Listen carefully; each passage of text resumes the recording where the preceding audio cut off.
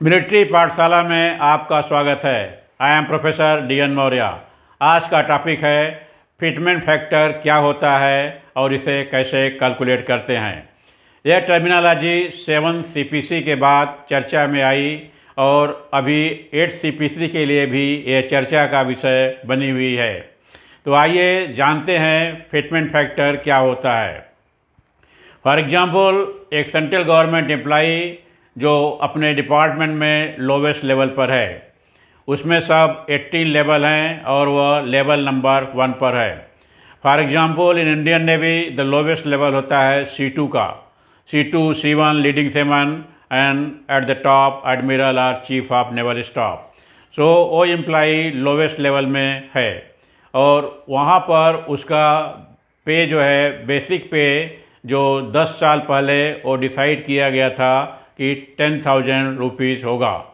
सो यह जो payment decide किया गया था, यह कुछ बेसिस पर था। वो बेसिस क्या था? अक्रोड फार्मूला, एक scientific way of calculating the pay for the employee at the lowest level. तो इस फार्मूला के अंदर सभी जो इसेंशियल गुड्स हैं, गुड्स एंड सर्विसेज, उसका कास्ट मेजरमेंट किया जाता है, उसका कास्ट पता किया जाता है।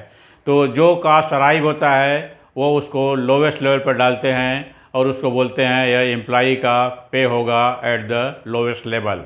तो इसमें सर्विसेज और गुड्स दोनों आते हैं। तो ये कास्ट डेराइव कैसे होती है? ये डेराइव्ड होती है on the basis of one family, एक एम्प्लाई का एक परिवार, उसके ऊपर कास्ट निकाला जाता है, उसका खर्चा कितना है।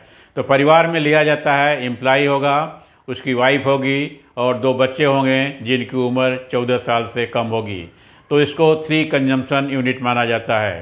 तो 3 कंजम्पशन यूनिट के हिसाब से एम्प्लाई के 1 महीने का खर्चा निकाला जाता है, जो कि इसेंशियल गुड्स हैं, जो कि ज़रूरी सामान हैं, रोटी कपड़ा और मकान। कितने खर्चे में, कितने पैसे में उसका काम चल सकता है, उसको बोलते हैं लोवेस्ट लेवल पे, या अक्रोड फार्मूला से बोलते हैं उसे कितना पगार मिलना चाहिए। तो उसकी मान लीजिए उसकी सैलरी जो 10,000 रुपया फिक्स की गई थी 10 साल पहले, वह डिराइव किया गया था इस फार्मूले के हिसाब से कि उसका महीने का खर्चा जो है 10,000 रुपया आएगा। आज 10 साल बाद उसी फार्मूला को यूज करते हुए उस फिर निकाला जाएगा कि उसी गुड्स के लिए same item, same quality, same quantity अगर लेना हो तो कितना पैसा खर्चा होगा। तो मान लीजिए आज के रेट में, वो करंट मार्केट रेट में उसकी वैल्यू होती है 20,000 रुपया। तो 20,000 रुपया जो आज की वैल्यू है और 10,000 रुपया जो 10 साल पहले थी, तो दोनों का रेशियो क्या हो गया? 20,000 डिवाइड बाई 10,000, ये रेशियो हो गया 2। सो ये 2 जो है, इसको CPC की भाषा में फिटमेंट फैक्टर बोलते हैं। तो बेसिकली ये रेशियो है आज का जो कास्ट है और वो पहले के कास्ट से कितना गुना ज़्यादा है, उसका रेशियो क्या है, इसको फिटमेंट फैक्टर बोलते हैं।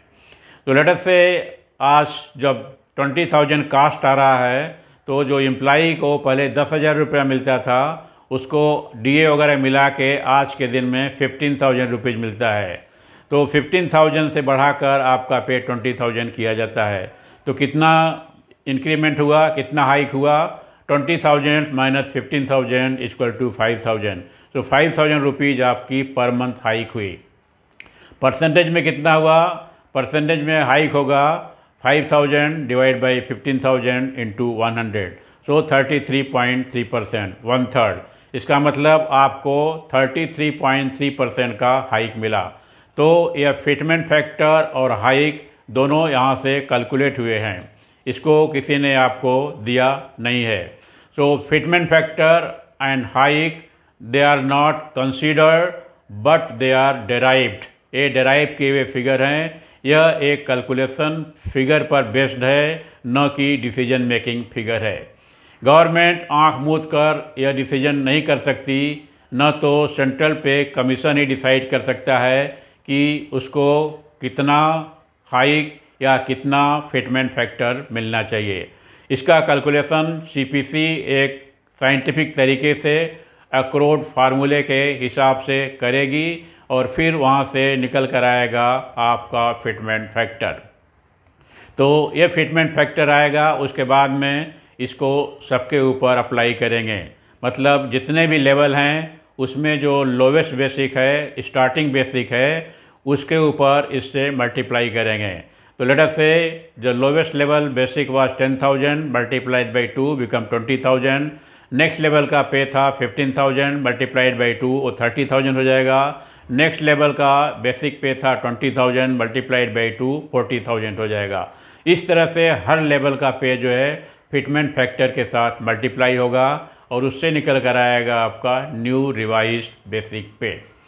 इसलिए यह कहना कि यूनियन ने गवर्नमेंट को लेटर दिया है, रिप्रेजेंटेशन दिया है और 3 और 3.5 का फिटमेंट फैक्टर मांगा है, तो यह सब सिर्फ कहने की बात है। गवर्नमेंट ये डिसाइड नहीं कर सकती। आप कैबिनेट सेक्रेटरी को लेटर देंगे और रिक्वेस्ट करेंगे हमको 3.5 का फिटमेंट फैक्टर दिया जाए, तो कैबिनेट सेक्रेटरी, जबकि बहुत बड़ा सबसे पावरफुल पोस्ट है ब्यूरोक्रेसी में, लेकिन ये उनके बस की बात नहीं है। ये सब चीज़ें जो निकल के आती हैं नीचे से सीपीसी के कैलकुलेशन पर, बेसिकली एक्रोड फार्मूला, जो कि स्पेशली बेस्ड है on the basis of Indian labour organisation का एक कॉन्फ्रेंस हुआ था, उसके ऊपर ये डिसीजन हुए थे। तो आज के डेट में न तो सीपीसी कॉन्स्टिट्यूट हुई है, न तो सीपीसी का रिपोर्ट आया है, न तो सीपीसी का रिपोर्ट गवर्नमेंट को सबमिट हुआ है, न तो गवर्नमेंट ने उसको कंसीडर किया है। और सीधा लोग बात करते हैं कि फिटमेंट फैक्टर 3.5 का दिया जाए। तो ये सब बातें हवा में हैं, इसको बोलते हैं मुंगेरी लाल के सपने। मतलब कुछ भी नहीं मिलेगा, खुश होने के लिए कोई भी फिगर आपको देगा, आप उसको देखिए, वीडियो देखते रहिए, टाइम पास करते रहिए। तो अल्टीमेटली फिटमेंट फिगर आता है कैलकुलेशन के बेसिस पर, और वो डिपेंड करता है कि उस दिन में जबकि एक कास्ट लिया जाता है इसेंशियल गुड्स का, उस दिन में महंगाई कैसी है, कितनी महंगाई बढ़ी है पिछले 10 साल में। अगर ये रिपोर्ट मान लो 6 महीना पहले प्रेजेंट करते हैं या पहले कैलकुलेशन करते हैं, तो 9.5 साल का फिगर एक्चुअली मालूम है मार्केट में क्या रेट है, और अगले 6 महीने का एक असेसमेंट किया जाता है। अज्यूम किया जाता है कि अगले 6 महीने में महंगाई इतनी बढ़ेगी, तो उससे कास्ट इतना जो है इन्फ्लेट हो जाएगा। तो फिगर को लिया जाता है, फिर उसको बोलेंगे this is the cost of essential goods as on 1/1/2026 as पर एक्रोड फार्मूला। फिर वहाँ पर वो फिगर आएगा, टोटल फिगर, उसको प्रीवियस बेसिक पे से, लोवेस्ट लेवल के बेसिक पे से डिवाइड करेंगे, वहाँ से निकल कर आएगा आपका फिटमेंट फैक्टर। उससे जो है सभी लेवल के बेसिक पे को मल्टीप्लाई करेंगे तो सबको मिलेगा रिवाइज बेसिक पे। तो ये रहा आज का वीडियो, फिटमेंट फैक्टर क्या होता है और कैसे कैलकुलेट करते हैं। अगर वीडियो पसंद आया तो लाइक करें, सब्सक्राइब करें और शेयर करें गवर्नमेंट एम्प्लॉइज़ और गवर्नमेंट पेंशनर के साथ।